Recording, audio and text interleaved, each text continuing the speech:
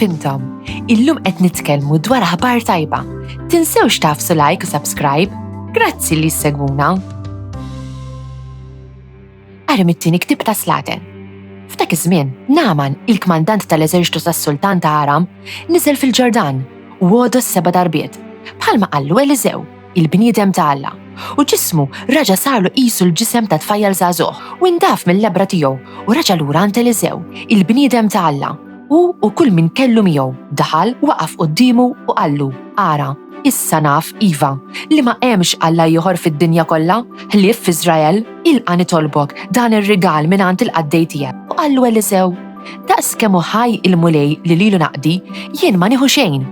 U ma ħaddulux, għad li ieħor issikka ħafna. Għalhekk Naaman qallu: la ma tridx nitolbok li tingħata lill-qaddej tiegħek tagħbija ta' 2 bowla ħamrija, għax il-qaddej tiegħek mhuwiex se jagħmel iżjed sagrifiċċju tal-ħruq u offerti lil Allat oħra, jekk mhux lill-mulej.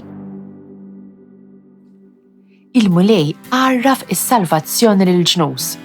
Għannu lill-mulej għanja ġdida għax għamel ħwejjeġ tal-għaġeb. Ġibitlu r-rebħa l-lemmenija tiegħu u d-drieħ imqaddes tiegħu.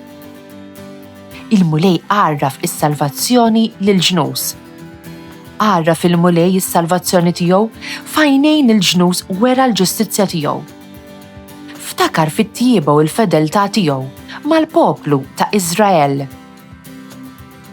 Il-mulej għarraf is-salvazzjoni lill-ġnus. L-art kollha minn tarfa l-ieħor rat is-salvazzjoni ta' Alla tagħna. Għajtu bil-ferħ lill-mulej fl-art kollha, infexxu filena, ifirħu u għannu. Il-mulej għarraf is-salvazzjoni lill-ġnus. Arim it-tieni jittra ta' San Pawla apostlu lil Timotju. Għażiż, ftakar f'Ġesu Kristu li qam mill-imwiet li hu min-nisel ta' David skont l-Evanġelju li ħabbart jien. Għalih jien qiegħed inbati sal-irbit tal-ktajjen bħalli kieku għamilt xi delitt. Imma l-kelma ta' Alla mhijiex marbuta, għalhekk kollox nieħu bis-sabar għall-imħabba ta' dawk li Alla għażel biex huma wkoll jiksbu s-salvazzjoni li hi ta' glorja għal dejjem fi Kristu Ġesu. Tieni kelma ta' min joqgħod fuqha.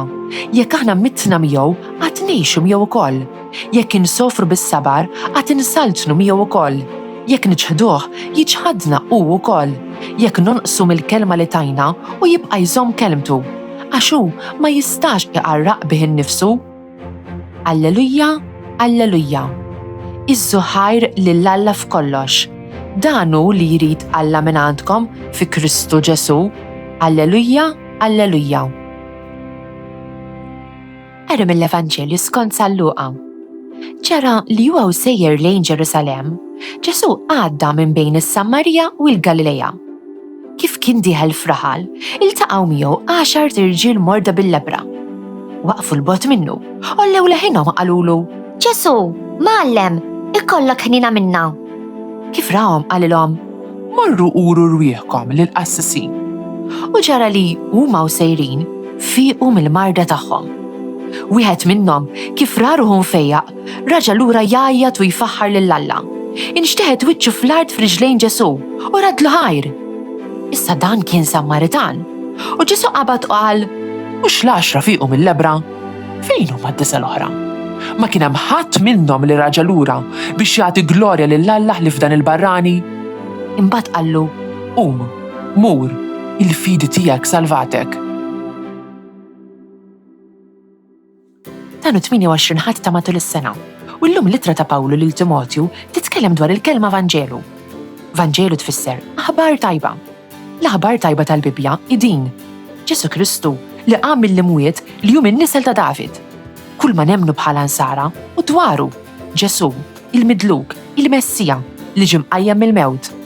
Din l-aħbar tajba tibdel il-mod kif aħna naħsbu u ngħixu ħajjitna għax turi ħwejjeġ importanti dwar Alla. L-ewwel turi li l-imħabba ta' Alla jaqgħu minn kollox. Imqar il-mewt. Alla rebaħ fuq il-mewt bil-qawmien ta' Ġesu. M'għandniex għax nibżgħu minn ħwejjeġ kbar bħal mewt, l-istess kif m'għandniex għax nibżgħu minn ħwejjeġ żgħar bħal homework. Imbagħad iturina li Ġesu hu Sultan. Pawlu lil Ġesu jsejjaħlu min-nisel ta' David. David kien fil-qedem is-Sultan ta' Iżrael li jaqgħad flimkien it-tribujiet kollha. Ġesu u David il-ġdid u s-sultan veru tad-dinja kollha. Huwa dak li lilu għandna nafdaw u nobdu. Li ngħixu l-Vanġelu mhuwiex faċli. Lil Pawlu fil-fatt xeħtuh il-ħabs għax ippriedka dwar Ġesu. Għalhekk huwa jikteb l-Evanġelju li ħabbart jien. Għalih jien hija tinbati sal-irbit tal-ktajjen, bħalli kieku għamil xi delitt. Sa jkun hemm nies u ħwejjeġ oħra li jippruvaw jidhru aktar importanti minn din l-aħbar tajba. Rridu nibqgħu iffukati fuq Kristu xoxt u xi kultant ikollna nimxu triq aktar diffiċli. Li ngħixu l-Vanġelu ifisser inċedu dak li rridu aħna biex nistgħu nagħmlu dak li hu tajjeb u dak li Alla jridna nagħmlu. Imma jekk inkunu kapaċi nilqgħu lil Ġesu bħala s-sultan ta' ħajjitna, aħna nsaltnu miegħu kif jikteb Pawlu fl-ittra tiegħu. Aħna nsaltnu ma' Ġesu billi ngħinuh jibdel id-dinja u jrid l-għajnuna tagħna. Imqar jekk m'għandux bżonna, iridna nkunu ħdeh, parti mill-armata tiegħu. This Maltese translation was produced in collaboration with the Church in Gozo. Don't forget to like, subscribe, and support this channel on Patreon using the link in the description. Thanks for watching!